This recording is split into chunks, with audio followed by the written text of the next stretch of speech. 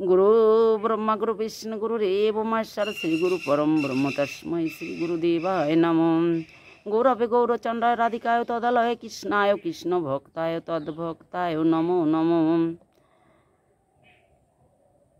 गुरुदेव আমাদের দীক্ষা দান করেন, আর আমরা সেইটা যদি ঠিকমতো পালন করি আর পুজো করতে বসে প্রথমেই গুরু বন্দনা করে গুরু প্রণাম করব,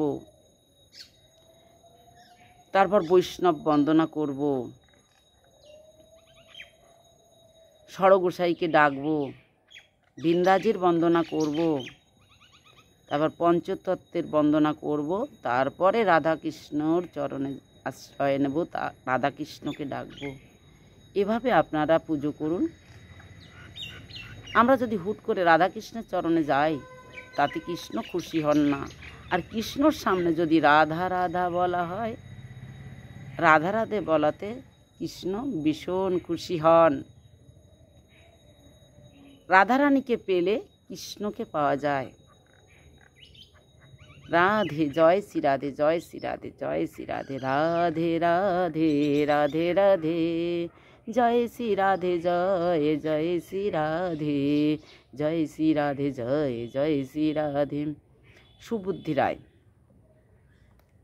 সুবুদ্ধি রায় যখন চাকরি করতেন গৌড়ে, দিল্লীশ্বরের অধীনে, এই চাকরি করার সময় দিল্লীশ্বর সুবুদ্ধি রায়কে বলেছিল, হুসেন খানকে বেত্রাঘাত করো। হুসেন খানের অপরাধ হয়েছিল। সেই হুসেন খান যেই বেত্রাঘাত করেছিল, এই বেত্রাঘাতটা করেছিল সুবুদ্ধি রায়। হুসেন খানের রাগ হয়ে গেছিল, প্রতিশোধ নেবেন চিন্তা করেছিল। এই হুসেন খান সেই দিল্লীশ্বরের কর্মচারীর থেকে একসময় রাজা হলেন, গৌড়ের নবাব হলেন। নবাব হলে তখন হুসেন শাহের স্ত্রী বললেন, তুমি প্রতিশোধ নাও সুবুদ্ধি রায়ের। তখন সুবুদ্ধি রায়ের মুখে বদনার জল ছিটিয়ে দিয়েছিল। যেই বদনার জল ছিটিয়ে দিয়েছে, তখন বৈষ্ণবরা তাকে জাতিচ্যুত করলেন সুবুদ্ধি রায়কে।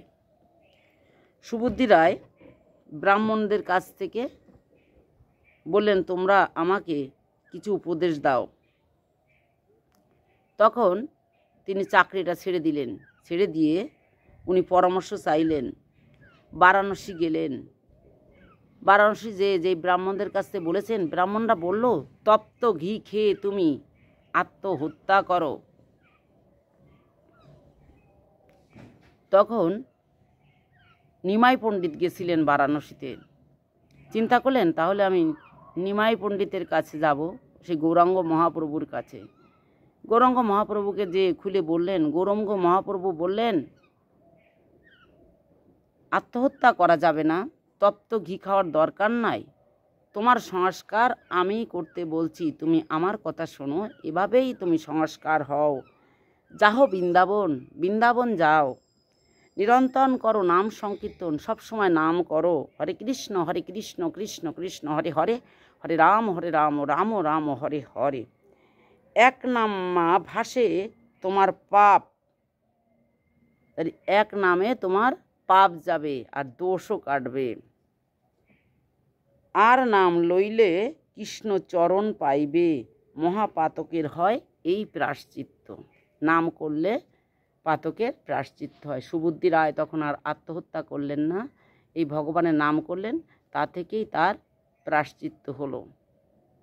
সেভাবে তিনি উদ্ধার হলেন। এভাবে মহাপ্রভু অনেককেই উদ্ধার করে গেছেন, আর অভক্তদের ভক্ত হতে উপদেশও দিয়েছেন, কিছু কিছু লোককে ভক্তও করিয়েছেন।